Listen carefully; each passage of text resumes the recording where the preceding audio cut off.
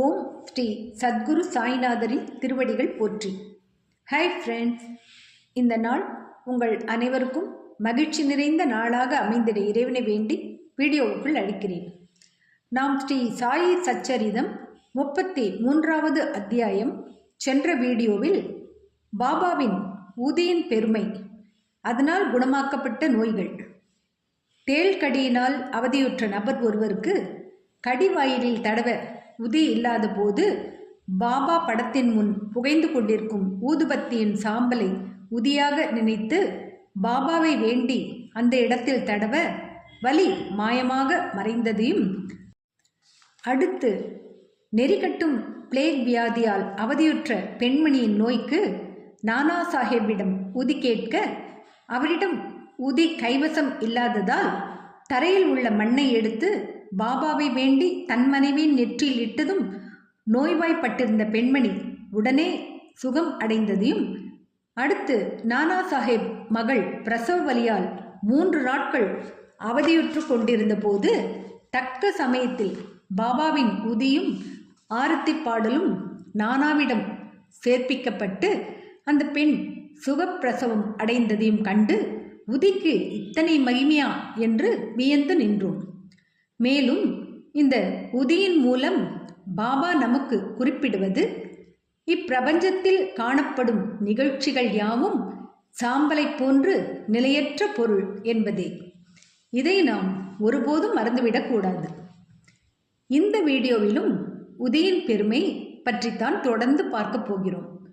வாங்க வீடியோவுக்குள் போகலாம். அத்தியாயம் 33, உதியின் பெருமை, தொடர்ச்சி. நாராயண் ராவ். பக்தர் நாராயண் ராவ் தந்தை பெயரும் உபபெயரும் தரப்படவில்லை. பாபா வாழ்ந்திருக்கும் போது 2 முறை அவரை சந்திக்கும் நல்ல அதிர்ஷ்டம் பெற்றிருந்தார். பாபா காலமான 1918க்கு 3 ஆண்டுகளுக்கு பின்னர் அவர் ஷீரடிக்கு வர விரும்பினார். ஆனால் வர இயலவில்லை. பாபாவின் மகா சமாதியான ஓர் ஆண்டிற்குள் அவர் நோய்வாய்ப்பட்டு மிகவும் அவதியுற்றார். எல்லா விதமான சாதாரண சிகிச்சைகளும் அவருக்கு பலனளிக்கவில்லை. எனவே பாபாவை அல்லும் பகலும் தியானித்தார். ஒரு நாள் இரவு கனவில் அவர் ஓர் காட்சி கண்டார். பாபா நிலவறை ஒன்றிலிருந்து வெளிவந்து அவருக்கு ஆறுதல் அளித்து, கவலைப்படாதே, நாளையிலிருந்து நீ குணமடைவாய், 1 வாரத்திற்குள் நன்றாக நடமாடுவாய் என்று கூறினார். கனவில் குறிப்பிடப்பட்ட தினத்திற்குள் நாராயண் ராவ் பூரண குணமடைந்தார். இப்போது கருத்தில் கொள்ள வேண்டிய அம்சம் இதுதான். உடல் இருந்ததனால் பாபா வாழ்ந்து கொண்டிருந்தார். உடலை விட்டு விட்டதனால் இறந்து விட்டாரா? இல்லை, பாபா எப்போதுமே வாழ்கின்றார். ஏனெனில் பிறப்பு இறப்பு என்ற இருமையும் கடந்தவர் அவர். எவனொருவன் முழு மனதுடன் அவரை நேசிக்கிறானோ அவன் எந்த நேரத்திலும் எந்த இடத்திலும் அவரிடம் இருந்து பதிலை பெறுகிறான். நமது அருகிலேயே அவர் எப்போதும் இருக்கிறார். எந்த ரூபத்தையும் எடுத்துக்கொள்கிறார். பிரியமுள்ள பக்தனிடத்து தோன்றி அவனை திருப்திப்படுத்துகிறார். அப்பா சாஹேப் குல்கர்னி. 1917ஆம் ஆண்டு அப்பா சாஹேப் குல்கர்னிக்கு ஒரு வாய்ப்பு நேரிட்டது. அவர் தானேவுக்கு மாற்றப்பட்டு பாலா சாஹேப் பாடேயால் அளிக்கப்பட்ட பாபாவின் படத்தை வழிபடத் தொடங்கினார். உண்மையான ஆர்வத்துடன் அவர் வழிபாடு செய்தார். பூ, சந்தனம், நெய்வேத்தியம் இவைகளை தினமும் பாபாவின் படத்தின் முன் சமர்ப்பித்தார். அவரை நேரில் காணவும் விரும்பினார். இது தொடர்பாக ஒன்றை குறிப்பிடலாம். பாபாவின் படத்தை ஆர்வத்துடன் பார்ப்பதானது அவரை நேரில் காண்பதற்கு சமமாகும். கீழ்வரும் கதை இவ்வுண்மையை வெளிப்படுத்துகிறது. பாலா புவா சுதார். பம்பாயை சேர்ந்த பாலா புவா சுதார் என்னும் அருட்தொண்டர் அவர் தம் கடவுள் பற்று, பக்தி மற்றும் பஜனை முதலியவற்றால் நவீன துகாராம் என்று அழைக்கப்பட்டார். அவர் முதல் முறையாக 1917இல் ஷீரடிக்கு வந்தார். பாபாவின் முன்னால் நமஸ்கரித்த போது பாபா, இம்மனிதரை நான் 4 ஆண்டுகளாக அறிவேன் என்றார். பாலா புவா ஆச்சரியப்பட்டு, இதுவே தமது முதல் ஷீரடி விஜயமாதலால் அஃதெங்கனம் இருக்க முடியும் என்று எண்ணினார். ஆனால் அதை பற்றி தீவிரமாக சிந்தித்த போது 4 ஆண்டுகளுக்கு முன்னர் பம்பாயில் பாபாவின் படத்தின் முன்னர் வீழ்ந்து நமஸ்கரித்தது நினைவிற்கு வந்தது. தனக்குள் அவர் ஞானிகள் எத்தகைய நிறை பேரறிவு உடையவர்களாகவும் சர்வ வியாபிகளாகவும் இருக்கிறார்கள், தமது அடியவர்களிடம் அவர்கள் எத்தகைய அன்புடன் விளங்குகின்றனர். அவர் தம் புகைப்படத்தின் முன்னர் மட்டுமே நான் பணிந்தேன். இவ்வுண்மை பாபாவால் கவனிக்கப்பட்டது. உரிய தருணத்தில் தமது படத்தை காண்பது நேரில் தம்மை காண்பதற்கு சமமாகும் என்பதை அவர் உணரும்படி செய்தார். அப்பா சாஹேபின் கதைக்கு திரும்புவோம். அவர் தானேவில் இருந்தபோது பிவண்டி என்னுமிடத்துக்கு செல்ல வேண்டியதிருந்தது. 1 வாரத்திற்குள் அவர் திரும்புவார் என்று எதிர்பார்க்கப்படவில்லை. அவர் இல்லாத போது 3வது நாள் பின்வரும் ஆச்சரியமான சம்பவம் நிகழ்ந்தது. மத்தியானம் ஒரு பக்கிரி அப்பா சாஹேபின் வீட்டிற்கு வந்தார். அவருடைய அங்க அமைப்பெல்லாம் பாபாவின் படத்துடன் சரியாக ஒத்திருந்தன. குல்கர்னியின் மனைவியும் குழந்தைகளும் அவரை அவர் ஷீரடி சாய்பாபாவா என கேட்டனர். அதற்கு அவர் இல்லை என்று கூறி, ஆனால் தாம் அவரின் பணிவுள்ள ஒரு வேலையாள் என்றும் அவ்விடத்திற்கு அவர் தம் கட்டளைப்படியே அவர்களின் குடும்ப நலத்தை விசாரிக்க வந்திருப்பதாகவும் கூறினார். பின்னர் அவர் தட்சணை கேட்டார். அப்பெண்மணி 1 ரூபாய் கொடுத்தாள். அவர் உதிப்பொட்டலம் ஒன்றை கொடுத்து அதை வழிபாட்டுக்காக பூஜை அறையில் படத்துடன் வைக்கும்படி கூறினார். பின்னர் அவர் வீட்டை விட்டு போய்விட்டார். இப்போது சாயின் அற்புதமான லீலையை கேளுங்கள். அப்பா சாஹிப் தனது குதிரை பிவண்டியில் நோய்வாய்ப்பட்டதால் பயணத்தை தொடர முடியவில்லை. அந்நாள் மாலை அவர் வீட்டிற்கு திரும்பினார். மனைவியின் மூலம் பக்கிரி விஜயத்தை பற்றி அறிந்தார். தான் அப்பக்கிரியின் தரிசனம் பெறாததையும் ஒரே 1 ரூபாய் மட்டும் தட்சிணையாக அளிக்கப்பட்டது குறித்து திருப்தி இல்லாததையும் நினைத்து மனதில் சிந்தனை செய்தார். தாம் அப்போது இருந்திருந்தால் 10 ரூபாய்க்கு குறைவாக தட்சிணை அளித்திருக்க மாட்டேன் என்று கூறினார். பின் உடனே பக்கிரியை தேடிக்கொண்டு சென்றார். உணவு உட்கொள்ளாமல் மசூதியிலும் மற்ற இடங்களிலும் அவரை தேடினார். எங்கு தேடியும் காண இயலவில்லை.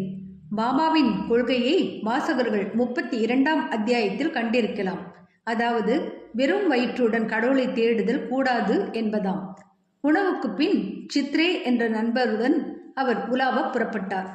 சிறிது தூரம் சென்ற பின் விரைவாக ஒரு பக்ரி அவர்களை நோக்கி வருவதை கண்டனர். பாபாவின் புகைப்படத்தில் இருந்த அந்த அங்க அடையாளங்களுடன் இப்பக்ரியினது உருவமும் ஒத்திருந்ததால் இவரே மத்தியானம் தமது வீட்டிற்கு வந்தவராக இருக்கக்கூடும் என்று அப்பா சாஹேப் எண்ணினார். பக்கிரி உடனே தமது கையை நீட்டி தட்சணை கேட்டார். அப்பா சாஹேப் அவருக்கு 1 ரூபாயை அளித்தார். அவர் மீண்டும் கேட்கவே அப்பா சாஹேப் மேலும் 2 ரூபாய் கொடுத்தார். அப்போதும் அவர் திருப்தி அடையவில்லை. பின்னர் அவர் சித்ரேயிடம் 3 ரூபாய் கடன் வாங்கி அதை அவருக்கு கொடுத்தார். பக்கிரி மேலும் விரும்பினார். அப்பா சாஹேப் மீண்டும் அவருக்கு 3 ரூபாய் கொடுத்தார். மொத்தத்தில் 9 ரூபாய். பக்கிரி திருப்தி அடைந்தவராக காணப்படவில்லை. மேலும் கேட்டார். பின்னர் தம்மிடம் ஒரு 10 ரூபாய் கரன்சி நோட்டு இருப்பதாக அவரிடம் கூறினார். பக்கிரியும் அதையே கேட்டு வாங்கி கொண்டு 9 ரூபாயை திருப்பி கொடுத்துவிட்டு போய்விட்டார். முன்னர் அப்பா சாஹேப் தாம் 10 ரூபாய் கொடுக்கிறேன் என்று கூறினார். அத்தொகையும் அவரிடமிருந்து பெற்றுக்கொள்ளப்பட்டது. பாபாவின் ஸ்பரிசத்தால் புனிதமாக்கப்பட்ட 9 ரூபாய்களும் அவரிடமே திருப்பி தரப்பட்டன. 9 என்ற எண் குறிப்பிடத்தக்கது. அது நவவித பக்தியை குறிக்கிறது. 21ஆம் அத்தியாயத்தை பார்க்க லக்ஷ்மிபாய் ஷிண்டேவுக்கு பாபா தமது கடைசி தருணத்தில் 9 ரூபாய் கொடுத்ததை கவனிக்கலாம். அப்பா சாஹேப் ஊதி பொட்டலத்தை சோதனை செய்தார். அதில் சில மலர் இதழ்களும் அக்ஷதைகளும் இருப்பதை கண்டார். பின் சில நாட்களுக்கு பிறகு ஷீரடி சென்றபோது பாபாவின் ரோமம் ஒன்று அவருக்கு கிடைத்தது. அதையும் ஊதிப்பொட்டலத்தையும் ஒரு தாயத்திற்குள் வைத்து எப்போதும் தமது புயத்தில் அணிந்து கொண்டார். அப்பா சாஹிப் ஊதியின் சக்தியை உணர்ந்து கொண்டார். அவர் மிகவும் புத்திசாலியாய் இருந்த போதும் ஆரம்பத்தில் சம்பளமாக ரூ 40 பெற்று வந்தார். பாபாவின் படமும் ஊதியையும் பெற்றான பிறகு 40 ரூபாயைப் போல பல மடங்கு அவர் மாத சம்பளமாக பெற்றார். அதிக ஆற்றலும் செல்வாக்கும் படைத்தவரானார். இந்த உலக நன்மைகளுடன் கூட அவர் தம் ஆன்மீக முன்னேற்றமும் துரிதமானது. எனவே பாபாவின் உதியை பெற்றிருக்கும் நல்லதிர்ஷ்டம் உடையவர்கள் அதை குளித்த பின் நெற்றியில் இட்டுக்கொண்டு சிறிதளவு எடுத்து தண்ணீரில் கரைத்து புனித தீர்த்தமாக குடித்துவிட வேண்டும். ஹரிபாவ் கர்னிக் 1917 ஆண்டில் தானே ஜில்லாவை சேர்ந்த ஹரிபாவ் கர்னிக் ஷீரடிக்கு குரு பூர்ணிமா தினத்தன்று ஆவணி மாதம் வந்து உரிய சம்பிரதாயங்களுடன் பாபாவை வணங்கினார். உடைகளையும் தட்சிணையையும் அவர் சமர்ப்பித்தார். ஷாமா மூலமாக பாபாவிடம் விடை பெற்ற பிறகு மசூதியின் படிகளில் இருந்து இறங்கினார். பின் இன்னும் ₹1 பாபாவுக்கு தட்சணை கொடுக்க எண்ணினார். எனவே அவர் சற்றே திரும்பவும் படிகளில் ஏற முயற்சித்தார். ஆனால் அவர் பாபாவின் விடையை பெற்றுக்கொண்டதால் போகும்படியும் திரும்பி வர வேண்டாம் என்றும் ஷாமா ஜாடை காண்பித்தார். எனவே அவர் வீட்டுக்கு கிளம்பினார். திரும்புகையில் நாசிக்கில் காலாராமரின் கோவிலுக்கு தரிசனத்துக்கு சென்றார். கோவிலின் பெரிய கதவுக்கு சிறிதே உட்புறம் அமரும் நரசிங்க மகாராஜ் என்ற ஞானி தமது அடியவர்களை அவ்விடத்திலேயே விட்டுவிட்டு ஹரிபாவிடம் வந்து அவரின் மணிக்கட்டை பிடித்து, எனது ₹1 கொடு என்றார். கர்னிக் வியப்படைந்தார். மிகுந்த இஷ்டத்துடன் அந்த ₹1 கொடுத்தார். சாய்பாபா எங்கனும் தான் கொடுக்க இஷ்டப்பட்டிருந்த ரூபாயை நாசிக்கை சேர்ந்த நரசிங்க மகாராஜ் வழியாக வாங்கினார் என்று எண்ணினார்.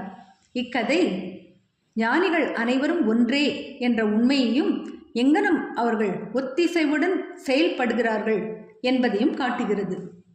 ஸ்ரீ சாயியை பணிக. அனைவருக்கும் சாந்தி நிலவட்டும். அடுத்த அத்தியாயத்திலும் ஊதியின் பெருமை தொடரும். ஏனெனில் பாபாவின் ஊதிக்கு அத்தனை பெரிய சக்தி உண்டு என்பதை சொல்லவும் வேண்டுமா என்ன? ஃப்ரெண்ட்ஸ், இந்த வீடியோ பிடிச்சிருந்தால் லைக் பண்ணுங்கள், ஷேர் பண்ணுங்கள், சேனலை சப்ஸ்கிரைப் பண்ணுங்கள். எனக்கு இதுவரை சப்ஸ்கிரைப் பண்ணியுள்ள அனைவருக்கும் என்னுடைய மனமார்ந்த நன்றிகள். மீண்டும் அடுத்த வீடியோவில் சந்திக்கும் வரை உங்கள் அனைவருக்கும் நன்றி கூறி விடைபெறுகிறேன். வணக்கம்.